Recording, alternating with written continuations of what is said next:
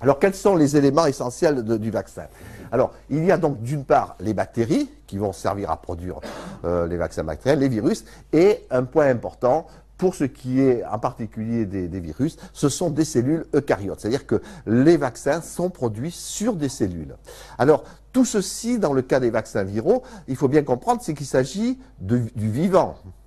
Et donc, tout ce qui va servir à cultiver un virus, par exemple, peut être source de danger. Quand vous utilisez, par exemple, du sérum de veau, eh bien, vous devez être sûr qu'il n'y a pas un risque que le sérum de veau apporte un virus, apporte de la BSE dans les vaccins, car c'est du vivant. Donc, vous allez l'incorporer dans votre vaccin et vous risquez de l'avoir au final. Ce qui explique l'énorme contrôle de qualité qui se fait depuis la matière première.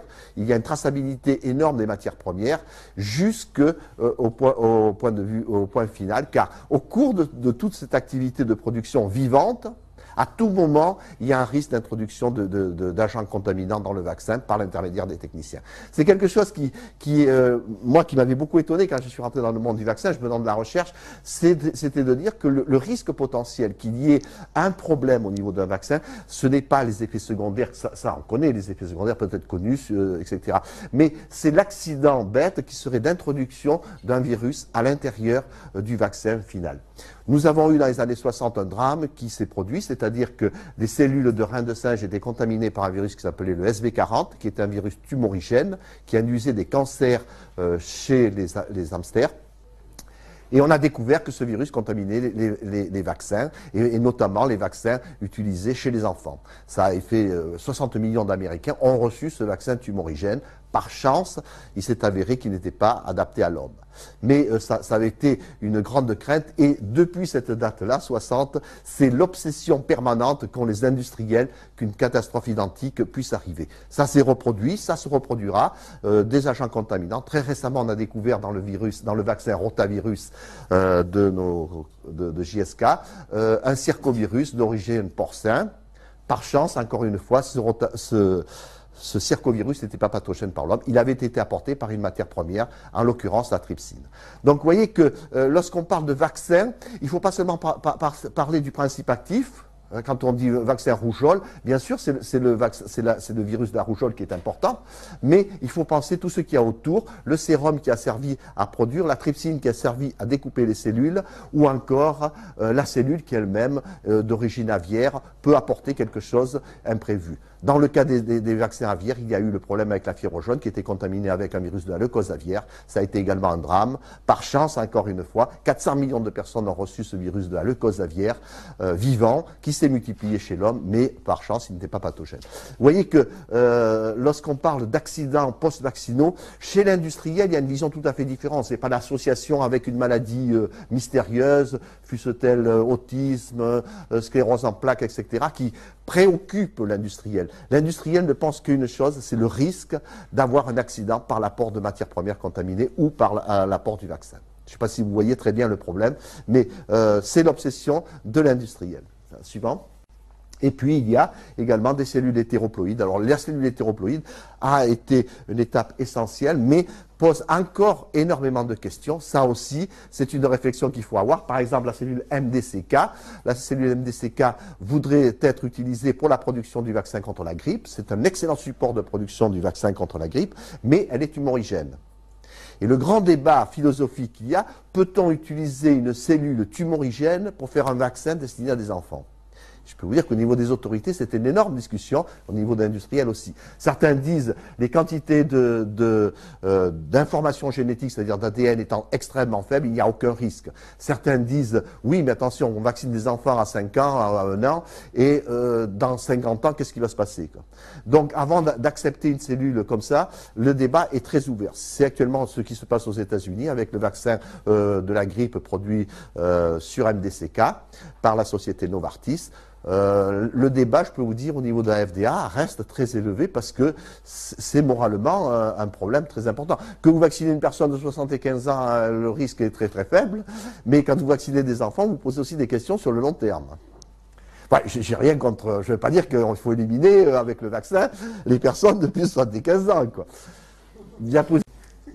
Alors, l'étape suivante, c'est l'inactivation. Donc, je reviens au concept de départ. des vaccins vivants atténués, ça on n'en parle plus, c'est par exemple la rougeole, les oreillons, la rubéole, la fièvre jaune, etc. Vous les connaissez bien. Et puis les vaccins inactivés. Dans ce cas-là, il y a une étape essentielle, cruciale, l'inactivation. Là également, je vais vous raconter une petite anecdote qui était quand même pas anecdotique du tout, mais enfin. C'est en 1955, lorsque le premier vaccin contre la polio a été mis au point par Jonas Salk. Vous connaissez tous le vaccin Jonas Salk, c'est l'IPV, quoi. C'était une énorme révolution. C'était le premier vaccin qui était produit sur des cultures de cellules. Était produit sur des cellules de reins de singe. Ça avait été une histoire extraordinaire. Vous savez que le jour où Jonas Salk a annoncé ce succès, toutes les cloches des États-Unis se sont mises à sonner. Ça a été un jour de liesse plus important que la fin de la guerre, quoi. Et donc ce vaccin très, très important, malheureusement il y a eu un drame qui a suivi quelques temps après, un vaccin produit par les laboratoires Cutter était mal inactivé. Et il y a eu plus de 270 enfants qui ont contracté la polio, dont plusieurs sont décédés. Vous voyez que des fois on a des sueurs froides quand on fait de la production. Le vaccin mal inactivé, Cutter, ils ont disparu, quoi.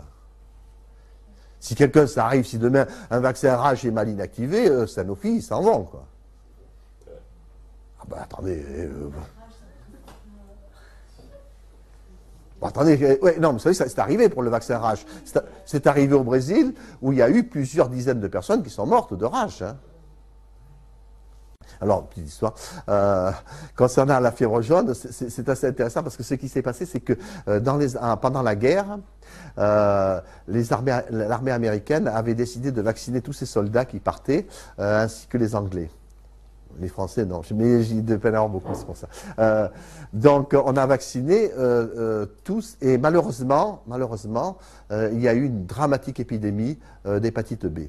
Et il y a eu 28 000 cas d'hépatite B suite à la vaccination contre la fièvre jaune. Et c'était incroyable parce qu'il y avait des sous-marins dans lesquels il y avait une épidémie d'hépatite B, etc. Ben, ça ne se déclarait pas évidemment tout de suite. Et parmi les gens qui ont été vaccinés, il y en a eu un qui était très fameux, c'était Churchill. Churchill a été vacciné avec un vaccin fièvre jaune contaminé par l'hépatite B. Alors, son biographe disait que vu l'état du foie de Churchill, qui était pas, c'est un miracle que la guerre n'a pas basculé. Il a fait une hépatite inapparente. Mais enfin, la guerre aurait pu changer là. Vous voyez que les vaccins peuvent avoir des conséquences sur l'avenir du monde. Maintenant, rapidement, pour finir, je veux dire comment faire un vaccin. Alors, c'est ça qui est très intéressant, parce que comment faire un vaccin, c'est qu'on ne sait pas le faire. Non, mais surtout qu'à la télé, ça va passer partout, ça. Non, mais vous allez le diffuser, comme ça tout le monde va savoir que j'ai sorti, non? Bon. Bon, comment faire un vaccin? Alors, c'est ça qui est le plus intéressant, c'est qu'il n'y a pas de recette. Chaque fois qu'il y a un virus nouveau qui arrive, c'est un problème. Comment développer un nouveau vaccin? Le meilleur exemple, c'est le VIH. Quand le VIH est arrivé, en 2004, Robert Gallo et toute l'équipe américaine avaient dit on a le virus, dans 2 ans, dans le vaccin, banal, on va cloner l'AGP 120 et puis on va faire un vaccin. 30 ans après, il n'y a pas de vaccin. Et c'est ça qui est assez intéressant, c'est il n'y a pas de solution miracle pour produire un vaccin. On ne sait pas vraiment comment. Historiquement, c'est qu'un vaccin qui ne marche pas dès le début, on n'arrive pas à le faire marcher par la suite. On a par exemple le paludisme, ça fait X années. L'herpès, les premiers vaccins herpès qui avaient été faits dans les années 60, l'herpès, ça ne marche toujours pas. Je ne vous parle pas de la syphilis, etc. Mais ce qui est assez étonnant, c'est que lorsqu'on bute sur un vaccin, on a extrêmement du mal à récupérer la suite. Et ce qui est intéressant, c'est que généralement les vaccins marchent très facilement au premier coup, comme l'hépatite B. L'hépatite B, c'est assez extraordinaire. Vous voyez un petit fragment de protéine qui vous protège un organisme comme le foie, quoi. C'est quand même assez extraordinaire. Eh bien, là, l'hépatite B, ça a marché au premier coup et ça a marché très facilement. Donc, ce qui est assez étonnant dans l'histoire des vaccins, c'est que généralement, quand on lance un vaccin, ça marche très vite. L'hépatite A, etc. Si ça ne marche pas, c'est dur, ça devient dur. Pourquoi? Je pense qu'une des raisons essentielles de l'histoire du vaccin, c'est qu'on ne comprend pas comment marchent les vaccins. Tout simplement parce qu'une fois qu'un vaccin a été mis au point, plus personne ne s'intéresse au vaccin. Et si bien que de nos jours, lorsqu'un virus nouveau apparaît, on ne sait pas comment les autres vaccins ont marché et est-ce qu'on peut s'inspirer d'autres vaccins. Je pense que les progrès, si on veut faire des progrès dans l'avenir dans le domaine de la vaccinologie et des vaccins nouveaux, c'est d'étudier d'abord la réponse immunitaire. Parce que cette histoire de dire j'ai un virus, je l'inactive et j'en fais un vaccin, on voit très bien que si ça marche, ça marche pas, on ne sait pas quoi faire. Le VIH, on ne sait vraiment pas quoi faire parce que on se retrouve devant une situation inédite, c'est-à-dire la protection de l'immunité mucosale. Jamais on a pu faire un vaccin avec une protection mucosale, que ce soit contre la syphilis, que ce soit contre les gonocoques. On n'a jamais pu protéger, tout simplement parce qu'on met toujours la charrue avant les bœufs, c'est ça, hein. Et donc, on ne connaît pas comment marchent les vaccins, et chaque fois qu'il y a un vaccin, on voudrait trouver une solution. Alors,